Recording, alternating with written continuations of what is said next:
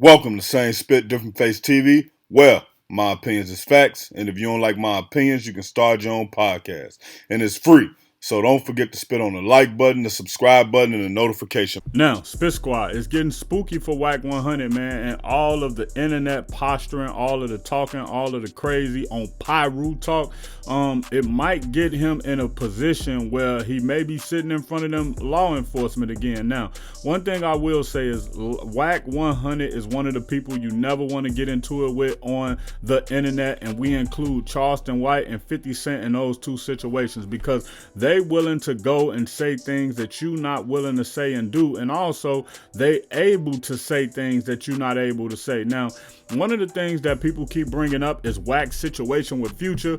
Future was in LA and Wack 100 told a story about how basically him and Big U was at the airport. He saw Future with Sierra. Basically, they got on Future ass in the airport and Future basically started to run.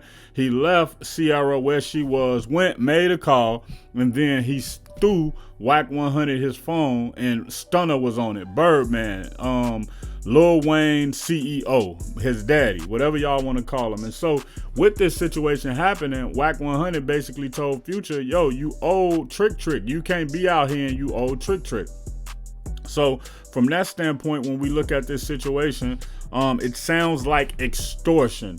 And that may be how law enforcement see it. So a lot of people, DJ Academics included, been saying, hey, Wack, are you upset or are you scared or are you worried about the fact that the feds may come to you next and try to put something around you? Now, one thing I may say is Wack seemed like a person that his business is in order.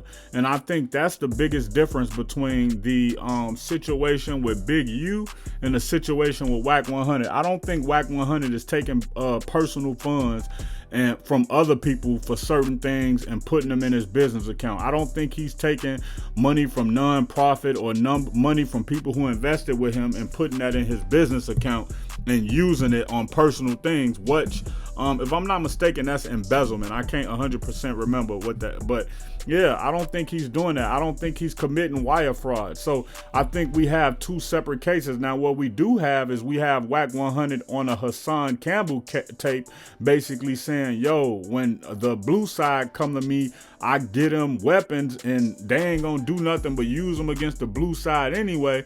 So that don't matter to me. Now, also, we can say that this is hearsay, but the problem is when all of these things get out into the atmosphere, you start to look at these people a lot different. Now, the difference with Wack is Wack has always been who he's been. Wack has always said what he said, hate him or love him. So if you hear some of these things come out about Wack again, you kind of not looking at it as bad as you would Big U, because Big U was basically saying, yo, you know, I'm over the gang stuff. I'm here to make a difference. I'm protecting my community, all that stuff.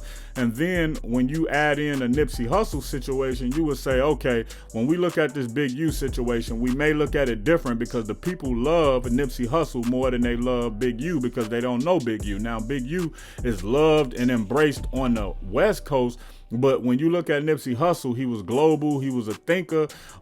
He was somebody who revolutionized the music game when he came out and sold his mixtape for $100 a copy. Jay-Z ended up buying like $100,000 worth of those copies. And so he was just somebody that people was actually dealing with. Side note, Jay-Z didn't do that for free. The $100,000 buying it was to show Nipsey Hussle that he had him in favor, like he rocked with him. And in my personal opinion, I felt like that was a favor for a favor. Yo, I'm gonna come look out for you. I'm gonna show you cool. I'm gonna give you this little 100,000 because to Jay-Z, let's be honest, that's a small 100,000. But on the back end, I know I'm gonna be able to make so much more money with you when I sign you to Rock Nation.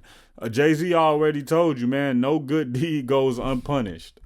But we got to wait and let this Wack 100 situation play out, but it is not looking good. Now, if you're new to the channel and want more Wack 100 updates, hit the subscribe button and check out the Wack 100 playlist. It's sitting right in the end screen. Check out my original Chicago hood movie in the end screen, No Time to Play Fair. If you into sneakers, you a sneakerhead, you love seeing the new Jordans, Pumas, whatever it may be, subscribe to Kicking It with Fairplay 2333. If you trying to follow me on my basketball journey, my weightlifting and fitness journey, and also be inspired to get back on your fitness journey, subscribe to Fairplay, Flex, and Fadeaway. Also, any of these pages I just named, you can also find them on TikTok or Instagram.